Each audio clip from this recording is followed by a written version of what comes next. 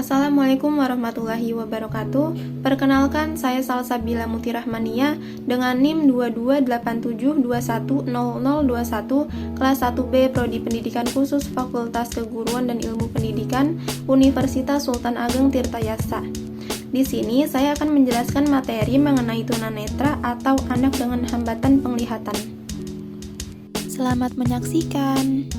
Kalian tahu nggak sih tunanetra itu apa?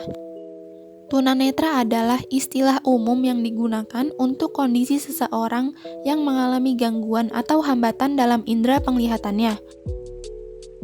Menurut Dodo Sudrajat dan Lilis Rosida, ada beberapa klasifikasi anak dengan hambatan penglihatan, yaitu yang pertama low vision atau kurang awas, adalah seseorang yang mengalami penurunan fungsi penglihatan atau lemah penglihatan.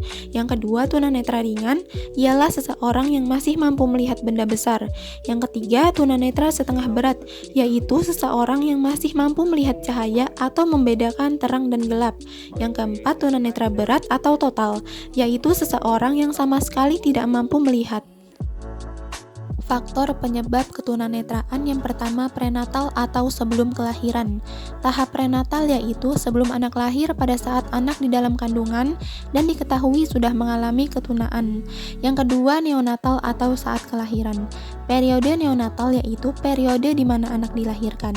Yang ketiga postnatal atau setelah kelahiran. Kelainan pada saat postnatal yaitu kelainan yang terjadi setelah anak lahir atau saat masa perkembangan anak.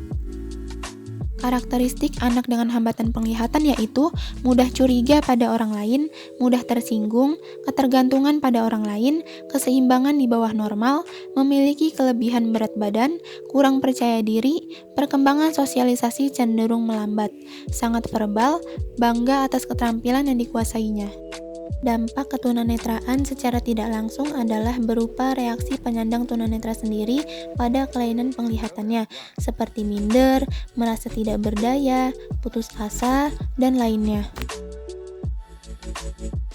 Menurut Rianti, layanan pendidikan bagi anak tunanetra pada dasarnya sama dengan layanan pendidikan bagi anak awas.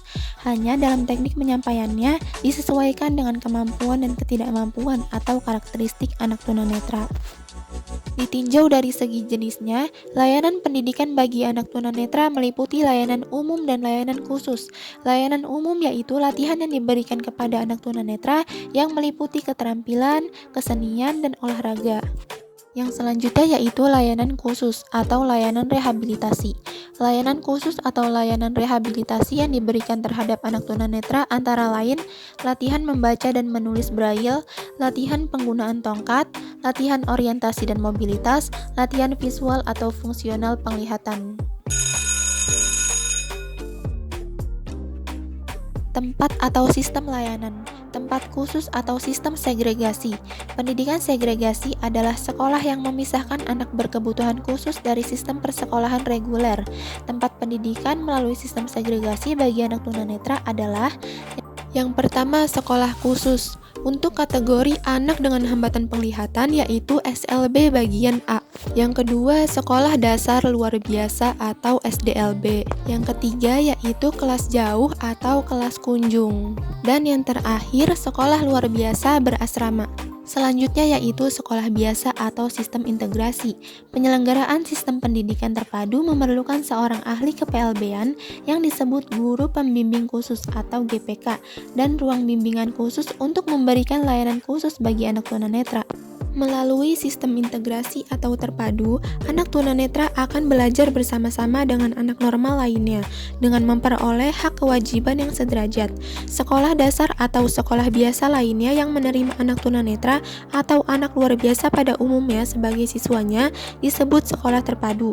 Bentuk-bentuk keterpaduan atau integrasi meliputi yang pertama bentuk kelas biasa dengan guru konsultasi, yang kedua kelas biasa dengan guru kunjungan, yang ketiga kelas biasa dengan ruang sumber atau ruang bimbingan khusus, dan yang terakhir kelas khusus. Pendidikan inklusi adalah sekolah reguler yang mengkoordinasi dan mengintegrasikan siswa reguler dan siswa berkebutuhan khusus dalam program yang sama.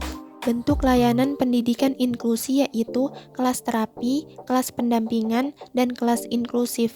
Yang membedakan antara sistem integrasi dengan sistem inklusi yaitu terdapat pada kurikulumnya. Jika sistem integrasi, peserta didik harus mampu menyesuaikan dirinya dengan kurikulum yang sudah ada. Sedangkan pada sistem inklusi, kurikulumnya disesuaikan dengan kebutuhan ABK tersebut. Layanan pendidikan yang layak di lingkungan keluarga adalah lingkungan yang dapat memberikan dukungan dan motivasi belajar kepada anak, menciptakan suasana rumah yang kondusif, melengkapi fasilitas belajar, dan mendampingi anak belajar. Dengan begitu, anak akan lebih bersemangat dalam belajar dan meningkatkan prestasinya. Layanan pendidikan yang layak di lingkungan sekolah. Yang pertama, pembelajaran didasarkan kepada hasil asesmen. Yang kedua, tersedianya aksesibilitas yang sesuai dengan kebutuhan siswa sehingga siswa merasa aman dan nyaman. Yang ketiga, kurikulum yang digunakan adalah kurikulum yang fleksibel yang disesuaikan dengan kemampuan dan kebutuhan siswa. Yang keempat, lingkungan fisik di sekolah yang mendukung pembelajaran. Yang kelima, prosedur pengajaran yaitu pengalaman konkret, pengalaman yang utuh, belajar dengan melakukan praktek. Yang keenam, pemberian materi pengajaran seperti membaca menulis braille, keterampilan orientasi mobilitas, keterampilan menggunakan indera lain, dan lainnya. Yang ketujuh, melakukan evaluasi terhadap pencapaian hasil belajar siswa tunanetra. Layanan pendidikan yang layak di lingkungan masyarakat adalah membudayakan dukungan serta berpartisipasi dalam membangun masyarakat tanpa memandang suatu perbedaan, sehingga dengan lingkungan yang aman, damai, dan tentram akan mendorong anak untuk bersosialisasi, karena jika kita tahu, anak tunanetra lebih cenderung kurang percaya diri. Pendidikan bisa didapatkan dari kehidupan bersosialisasi di masyarakat, dan biasanya pendidikan ini sangat berpengaruh besar terhadap proses pembentukan karakter seorang individu. Yang kedua, masyarakat ikut menyediakan tempat pendidikan seperti gedung-gedung pembelajaran, museum, perpustakaan, panggung kesenian, dan lainnya, sehingga anak berkebutuhan khusus mampu mengeksplor pembelajaran dari sumber manapun. Media pembelajaran bagi anak dengan hambatan penglihatan. Huruf Braille merupakan kumpulan titik-titik timbul yang disusun untuk menggantikan huruf biasa bagi para penyandang tunanetra. Kamera khusus untuk tunanetra yang dapat menampilkan gambar 3 dimensi dengan gambar timbul di bagian permukaan. Mesin baca Kurzweil. Mesin ini dapat membaca suatu buku yang tercetak. Hasil huruf-hurufnya dikeluarkan dalam bentuk suara. Optakon. Alat ini dapat mengubah tulisan menjadi getaran. Reglet.